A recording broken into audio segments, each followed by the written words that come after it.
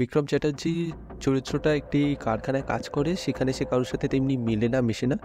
তার কারখানার পাশেই এরকম একটি শান্তি মাসি বলে একজন রয়েছে, তার খাবার দোকান আছে, তো সেখানে সে খায় এবং সেখানে তার একটি ছোট বাচ্চা কুকুরছানার সাথে পরিচয় হয়। তো লাইফ নর্মালি এগোতে থাকে, কিন্তু কয়েকদিন পর সে দেখতে পায় যে কুকুরছানাটা মিসিং, কোথায় গেছে, কুকুরছানাটা কি হলো, সেটা খুঁজতে বেরিয়ে পড়ে বিক্রম চ্যাটার্জির ক্যারেক্টারটা, এবং সে দেখতে পাই ভাগাড়ের মাংসের এই যে বড় র্যাকেটটা সেটা সম্মুখীন হয়, এবং তার সাথে সাথে সম্মুখীন হয় সৌম্যর ক্যারেক্টারটা, যে অ্যাকচুয়ালি একজন বুচার, তার কাজ হচ্ছে কুকুরদের খুন করে তার মাংসগুলোকে পাচার করা।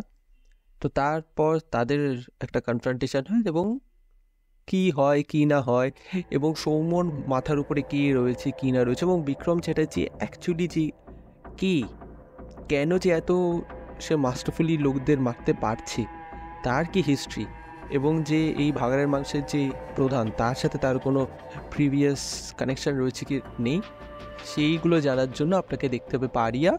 2 ঘন্টা 15 মিনিটের সিনেমা, খুবই লিমিটেড রিলিজ পেয়েছে, খুব বেশি শোজও নেই, ইভেন কলকাতাতেও নেই। ভালো দিক খারাপ দিক বলতে গেলে প্রথমেই ভালো দিক বলতে হবে। প্রথমেই আমি বলবো হচ্ছে সিনেমাটোগ্রাফার এবং যে ডিওপি, তারা হ্যান্ড ইন হ্যান্ড প্রচণ্ড ভালো কাজ করেছে। এরকম স্টানিং ভিজুয়াল এবং কালারের কাজ বাংলায় অনেক দিন পর আমি দেখেছি। শিবপুরে আমার মনে আছে আমি দেখছিলাম, তারপর এখানে দেখেছি। এখানে কিছু ভিজুয়ালস রয়েছে সেগুলো সত্যিই খুব ভালো, এবং সিনেমাটোগ্রাফার এবং ডিওপি যদি হ্যান্ড ইন হ্যান্ড কাজ না করে এরকম ভালো কাজ বেরোয় না। তারপরে অবভিয়াসলি রয়েছে Bikram Chatterjee, he did really good work. এখানে জন উইকের কিছু আপনারা ছাপ পাবেন, খুবই স্বল্প কথা বলে, কারোর সাথে বেশি মেলে না, মেশে না, বেশি ইন্টারাকশন করে না। আপনি ওনাকে যতটা প্রশ্ন করবেন সে ততটুকুই শব্দের ভিতরে একটা উত্তর দিয়ে দেবে, অনেকে জন উইকের মতন। অ্যাকশন সে খুব ভালোভাবে পুল অফ করছে, এবং কিছু কিছু জায়গায় তার যে ফেশিয়াল এক্সপ্রেশন এবং সে যেভাবে ভায়োলেন্সটা পুল অফ করবে সেটা খুবই খুবই প্রশংসনীয়। মানে সে তো এর আগে কখনো অ্যাকশন সিনেমা করেনি, তো ফার্স্ট অ্যাটেম্প্ট হিসেবে আমি তো বলবো he did A brilliant work. Physically transform করেছে, সেটা আমরা সাধারণত খুব একটা বেশি দেখিনি। আর মনে আছে রোমিও বলে সিনেমাটার সময় দেব অনেকটা ওজন কমিয়েছিল, আমার মনে আছে সে সময় পেপারে খুব লিখেছিল, এবং আমার মনে হয় তারপরে এই আরেকটা দেখলাম, সেটা খুব ভালো। ভালো দিকের ভিতর আরেকটা আমি বলতে পারি, সৌম্যর যে চরিত্রটা রয়েছে সেটা খুব ভালো। সে খুবই সাইকটিক কিন্তু লজিক্যাল, মানে রাগের মাথায় সে কিছু করে না, তার রাগ আসছে কিন্তু সে জানে তাকে কি অ্যাকশনস নিতে হবে, কী স্টেপস নিতে হবে কনফ্রন্টেশনের সময়, মারপিটের সময়, নিজেকে বাঁচানোর জন্য। তো সেটাও খুব ভালোভাবে দেখাচ্ছে, খুব লজিক্যালি সে থিঙ্ক করছে কিন্তু সাইকটিক। এবং এখানে তার যে মোটিভেশনটা দেখেছি, সে কুকুর মারবেই। তো ওই সমস্ত সিনস এগুলো ট্রেলারেও দেখেছেন, বা এমনি আপনি যখন দেখবেন যে যখন সে ভায়োলেন্স করছে তার রিয়াকশনটা যদি দেখবেন, মানে আপনার সত্যিই ভিলেনের প্রতি একটা রাগ জন্মাবে। আর যখনই আপনি ভিলেনকে হেট করতে শুরু করবেন ভাববেন ভিলেন ঠিকঠাক কাজ করেছে। এবং বিভিন্ন জায়গায় ব্যাকগ্রাউন্ড স্কোর বা এখানে কিছু কিছু জায়গায় যে সেট ডিজাইন রয়েছে, যেখানে দেখাচ্ছে ভাগাড়ের কারখানা, সেই সেট ডিজাইনগুলো মোটামুটি ভালো।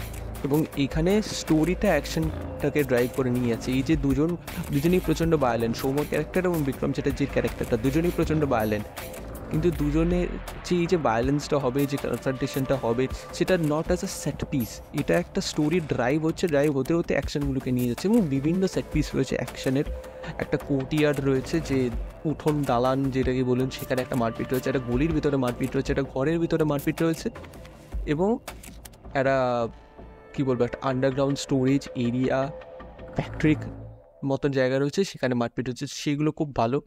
জন উইকের রেফারেন্সের মতন পেন্সিল দিয়ে যে মারপিটটা রয়েছে, এখানে একটা রয়েছে যে ক্লিপ দিয়ে মারপিট, তো ওটা খুব ইন্টারেস্টিংভাবে এক্সিকিউট হয়েছে। এবং এখানে অ্যাকশনটা সত্যিই খুব ভালোভাবে এক্সিকিউটেড হয়েছে, খুবই আলাদা, খুবই স্লিক, গ্রাউন্ডেড এবং খুবই স্টাইলাইজড। হ্যাঁ, আপনারা এক্সপেক্ট করবেন না খুবই হাইফাই গোছের, কিন্তু যেভাবে পুল অফ করেছে সেটা খুবই স্লিক এবং খুবই গ্রাউন্ডেড, এবং সেটা এখানে সাধারণত আপনার এরকম hand to hand combat, grounded combat আপনারা দেখতে পাবেন না।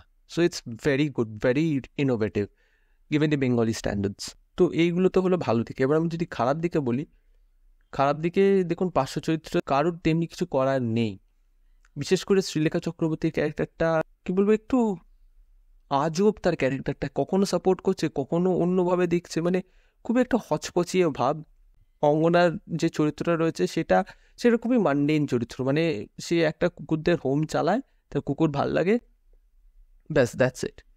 কিন্তু দেখুন ভলিউম মানে আপনি বিক্রম চক্রবর্তীও বলে দিয়েছিল যে তারা কিছুটা information about the protagonist hold back করছে। এখানে না হোল্ড ব্যাকটা বেশি হয়ে গেছে, আপনি প্রোটাগনিস্টের ব্যাপারে জানতেও পারছেন না কেন সে কুকুরটার প্রতি এত টান, এত ভালোবাসা, কি তার ব্যাক স্টোরি, কেন সে এত ভায়োলেন্ট, কি জন্য সে এত চুপচাপ থাকে। তো কিছুই যদি আপনাকে না দেয়, ছোটোখাটো ব্রেড ক্রাম্পসও যদি না দেওয়া হয়, আপনি না ক্যারেক্টার প্রতি তেমনি ইমোশনালি ইনভেস্ট হতে পারবেন না।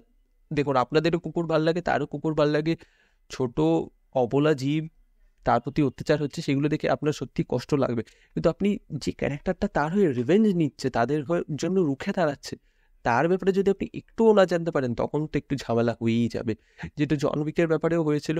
প্রথমটা ইমোশনালি আপনি বুঝতে পারছেন যে জন উইকের বউ মারা গেছে, জন উইকের বউ তাকে কুকুরটা দিয়ে গেছে, সেটাকে যখন মেরে দিচ্ছে, তার গাড়ি নিয়ে চলে যাচ্ছে, জন উইক প্রচণ্ড রেগে গেছে যে ভাই আমার সব লস হয়ে গেল, সব চলে গেল, আমার কাছে যেইটুকু ছিল সেটাও তুমি নিয়ে নিলে, সেটা বোঝা যাচ্ছে। কিন্তু এখানে কিছুই দেওয়া হচ্ছে না, মুখে মুখেও বলা হচ্ছে না, দেখানো তো পরের কথা। তো একটু বেশি হোল্ড ব্যাক করে গেছে, ওখানটা একটু খারাপ হয়ে গেছে। আর পার্শ্ব চরিত্র তেমনি কিছু করার ছিল না। দেখুন, এখানে আন্ডারলাইন যে মেসেজগুলো রয়েছে সেগুলো সত্যি খুব ভালোভাবে প্লেস করেছে।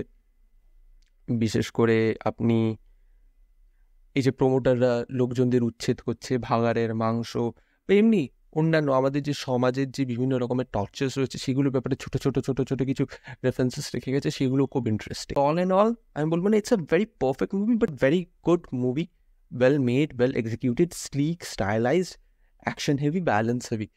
তো this is a movie for the youth. আমি পারিয়া is out and out commercial movie which is made for the youth.